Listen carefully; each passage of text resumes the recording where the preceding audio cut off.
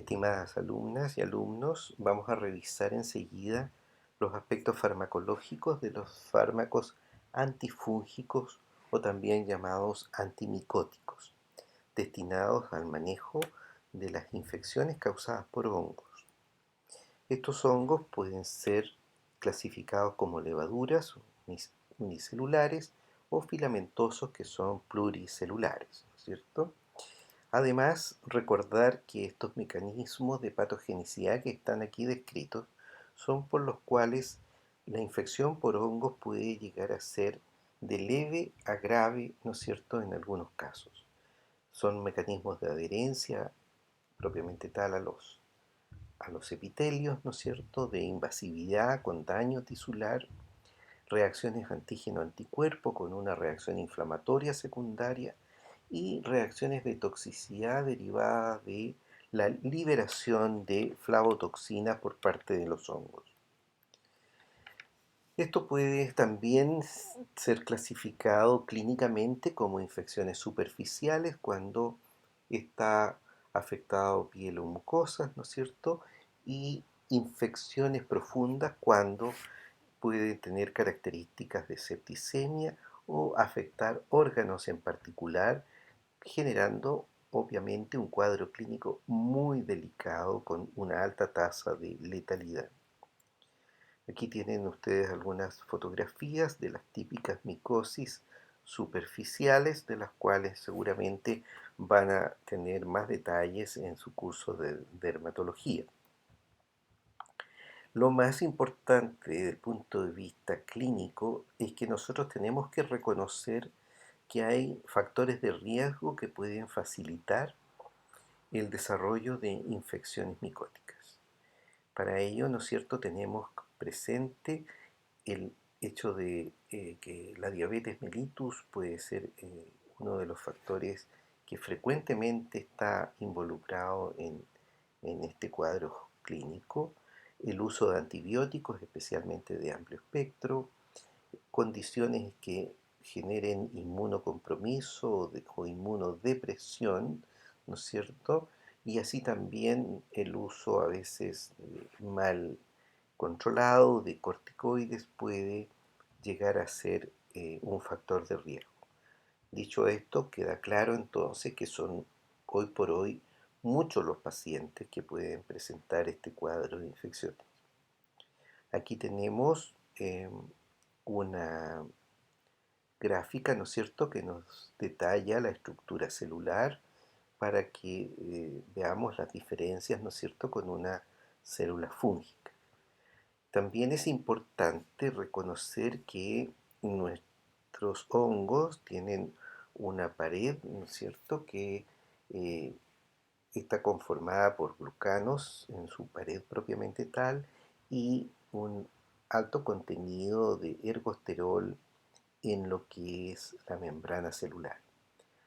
¿Por qué les hago mención a esto? Porque efectivamente son a este nivel donde en forma muy dirigida se han buscado alternativas farmacológicas para poder entonces alcanzar un efecto fungicida. Les mencionaba el ergosterol porque este es un componente clave en la membrana celular y ustedes ven, digamos, que tiene una estructura bastante parecida al colesterol. Y lo importante es que, reconocidas las fases de síntesis, ¿no es cierto?, estas pueden ser intervenidas farmacológicamente. Veamos entonces cómo podemos clasificar los fármacos. Normalmente, ¿no es cierto?, se clasifican por su estructura química y ahí ustedes pueden ver que hay antibióticos poliénicos o no poliénicos, hay derivados azólicos, imidazólicos, triazólicos, alilaminas, equinocandinas y otros. Por el mecanismo de acción, esto nos ayuda mucho para poder eventualmente también elegir el fármaco. Hay fármacos que son inhibidores de la síntesis de ergosterol, compuesto clave que yo ya les he mencionado. Otros son ionóferos, eso significa que generan entonces eh, una alteración, ¿no es cierto?, suficiente en la estructura de la membrana como para que se instale ahí un efecto más bien osmótico, y eso obviamente va a producir una alteración con entrada de agua, etcétera, y eh, va a producirse la lisis, ¿no es cierto?, del hongo. Otros que son antimitóticos y otros que son inhibidores de la síntesis de los ácidos nucleicos. De tal manera que tenemos alternativas, ¿no es cierto?, que pueden entonces ser suficientemente activas para controlar estas infecciones. Acá tienen ustedes un esbozo, ¿no es cierto?, de las posibles alteraciones que se le pueden inducir al hongo, ¿no es cierto?, para controlar la infección. Veamos primero los derivados poliénicos. ¿Qué hacen estos? Se unen al ergosterol, es decir, forman un complejo, ¿no es cierto?, con la molécula de ergosterol, y eso altera la estructura y va a formar poros en la membrana. Y de esta manera entonces se va a generar el trasvasije de contenido. Este es el ejemplo, ¿no es cierto?, de la anfotericina B, un fármaco que ya tiene 70 años de historia. En algunos años estuvo suspendido por cierto reconocimiento de toxicidad, posteriormente se reinstaló, y ustedes ven que el mecanismo de acción es formar, ¿no es cierto?, estos poros y la consecuente, ¿no es cierto?, eh, salida de agua y electrolitos, o en el fondo un efecto osmótico. Este es un fármaco complejo, se puede administrar especialmente por vía endovenosa, pero tiene particularidades complejas. Una vida media muy larga, que puede ser mucho más en la medida que el paciente en el curso del tratamiento pueda presentar una insuficiencia renal, que si bien es reversible, pero complica obviamente la dosificación de la anfotericina B. Su uso entonces está muy restringido y solamente orientado a situaciones donde otro fármaco no sea, ¿no es cierto?, posible. A este mismo grupo pertenece la nistatina, que es un fármaco distinto de aplicación tópica, fundamentalmente en piel y mucosas, ¿no es cierto?, para eh, el tratamiento de candidiasis. En general, esa es su principal indicación. Es un fármaco entonces que tiene un bajo perfil, digamos, a pesar de la cantidad de años que se usa, pero sigue siendo útil para este tipo de infecciones. Las alilaminas también son fármacos ligados al ergosterol, pero en este caso inhiben la síntesis a un nivel enzimático de la escualeno monooxigenasa. Con esto, entonces, las alilaminas interrumpen la síntesis del ergosterol, y de esta manera entonces logra el efecto. Así entonces, la terbinafina, que es de administración oral o tópica, eh, hace posible un buen manejo de infecciones en piel especialmente y uñas, es decir, dermatosis, ¿no es cierto?, fúngica o onicomicosis. Las tiñas son sensibles en general a la terbinafina. Reacciones adversas escasas. Un grupo muy amplio e importante son los derivados imidazólicos, que también actúan en la síntesis de ergosterol, pero a otro nivel, en este caso a nivel de la 14-alfa de metilasa, y con ello entonces se pueden controlar las infecciones. En este caso, entonces, estos fármacos, al alterar la síntesis, van a generar una acumulación de esteroles más bien tóxicos que van a alterar entonces la estructura de la membrana y con ello hacerlo mucho más sensible para que en definitiva el hongo no pueda, ¿no es cierto?, desarrollarse. Así entonces, el efecto del ketoconazol de administración oral o tópica en cremas o champú puede ser una alternativa bastante eficiente, aun cuando a poco andar del uso del ketoconazol fue reconocido un efecto endocrino al disminuir en forma significativa los esteroides suprarrenales. Otra alternativa sería el itraconazol, que también es de administración oral. Tiene algunas características cinéticas, como ustedes ven, bastante distintas, con una vida media muy prolongada. Y también ha sido una limitante el hecho de que tiene interacciones metabólicas frecuentes con fármacos importantes, antihistamínicos, antineoplásicos, benzodiazepinas, de tal manera que está disponible, está en uso, pero hay que poner cuidado en las condiciones o tratamientos concomitantes del paciente. Muy importante ha sido la introducción del fluconazol en 1988, que es una alternativa de administración oral o endovenosa, que tiene características interesantes porque se concentra en algunos tejidos y tiene un bajo porcentaje de metabolización, de tal manera que hay interacciones, pero en general menos que con otras alternativas. Tiene una vida media prolongada que permite una dosis diaria o incluso con intervalos de tiempo mayor y que en general es un fármaco bien tolerado. Em, el voriconazol es otra alternativa que está siendo usado especialmente en pacientes inmunocomprometidos, tanto por vía oral o intravenoso, ¿no es cierto? Y que permite entonces disponer de una opción, ¿no es cierto?, eh, también para casos que puedan requerir el tratamiento sistémico.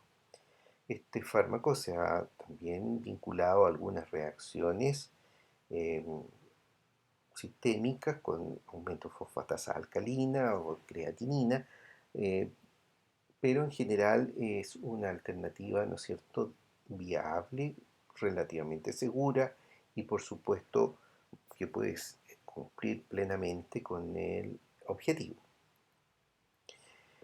Respecto al uso tópico de derivados imidazólicos, hay varias alternativas en uso, tanto en el ámbito dermatológico como en el ámbito ginecológico, de tal manera que algunas alternativas como el cotrimazol, bifonazol, miconazol, etcétera, como ustedes ven, todos tienen el sufijo eh, azol al final, son fármacos de muy fácil manejo y en general muy bien tolerados para infecciones entonces de piel y mucosas.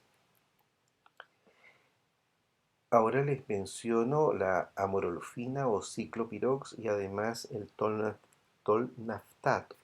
Estos dos fármacos también son antiguos, por muchos años usados sin saber cuál era el mecanismo de acción, pero que finalmente ya tenemos más claridad, digamos, en términos de su efecto a nivel metabólico, en términos de la síntesis de ergosterol. Su uso está absolutamente restringido al uso tópico, en tiñas onicomicosis. Más recientemente se han desarrollado otro grupo que son las equinocandinas, que en este caso su mecanismo de acción está orientado a inhibir la glucanosintetasa, es decir, em, altera la pared celular, lo cual en definitiva colapsa, ¿no es cierto? Y se va a producir una lisis, ¿no es cierto? Eh, también por un efecto osmótico. Estas equinocandinas, como ustedes ven en este gráfico, entonces van a alterar la síntesis de estos glucanos, y de esta manera entonces eh, no va a haber una estructura suficientemente estable y fácilmente, ¿no es cierto?, va a colapsar, de tal manera que, eh, como ustedes pueden ver en la figura, ¿no es cierto?, se desarticula la estructura por el efecto del fármaco, y de esta manera entonces colapsa el sistema. Tenemos la capofungina, la micafungina en uso. Son en general fungicidas contra la mayor parte de los fármacos. Algunos, como el aspergillum, pasa a ser fungistático, pero en general entonces se han reservado estos fármacos también para el uso en pacientes inmunocomprometidos. Como reacciones adversas se han descrito alteraciones en las pruebas hepáticas y reacciones febriles en el curso del tratamiento. Pero en general, digamos, la valoración terapéutica de estos medicamentos es positiva. Respecto a los antimitóticos, también tenemos un fármaco antiguo que es la crisiofulvina. Este es un fármaco que se adhiere a las tubulinas, eh, como ustedes saben, es parte de la estructura de los microtúbulos, y con ello entonces se altera el uso mitótico y el transporte celular. La grisofulvina se ha restringido para eh, indicaciones muy precisas de onicomicosis y tiñas, dada la característica que se fija especialmente a la queratina, al estrato córneo, ¿no es cierto? Por ello, en la medida que va renovándose el epitelio, ¿no es cierto?,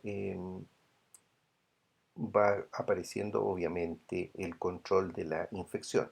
Esto significa que los tratamientos con gliciofulvina a lo menos duran 3 meses o más. Este es un fármaco que a veces tiene algunos abandonos de tratamiento por efectos que son incómodos, alteraciones en el gusto, fotosensibilidad, aparición de estomatitis, insomnio, etcétera. Cosas que pueden no ser tan complejas, pero suficientes como para que el paciente a tan largo plazo, 3, 6 meses de tratamiento, puede llegar a ser motivo de abandonar tratamiento. Así que en realidad está vigente, pero eh, las, las indicaciones probablemente van siendo cada vez menos. Finalmente, intervenir los hongos con la inhibición de los ácidos nucleicos ha sido posible a través de la flucitosina, que es un fármaco muy activo sobre Candida y Cryptococcus. En general, se usa restringidamente sobre situaciones muy críticas, como por ejemplo una meningitis por hongo, porque sus efectos son muy complejos, dado que el fármaco en realidad se transforma en 5-fluoracilo, que va a funcionar como un antimetabolito. Dentro de la quimioterapia del cáncer, uno de los mecanismos es el que sea antimetabolito, en este caso de la pirimidina. Y de esta manera entonces se altera la síntesis del nucleótido, y con ello entonces se complica la replicación celular. Pero, dado este mecanismo, ¿no es cierto?, que va a tener repercusión en el huésped, en el paciente, va a aparecer neutropenia, anemia e incluso alteraciones a nivel del sistema nervioso central. Dado así, la indicación de flucitocina eh, está muy restringida, ¿no es cierto? Y es como una alternativa extrema, ¿no es cierto?, para casos que lo justifiquen. Con eso he querido entonces revisar los principales fármacos antifúngicos y poner a disposición de ustedes, ¿no es cierto?, alternativas que puedan ser usados con frecuencia en muchos pacientes, como ustedes ya lo van a ver. Muchas gracias.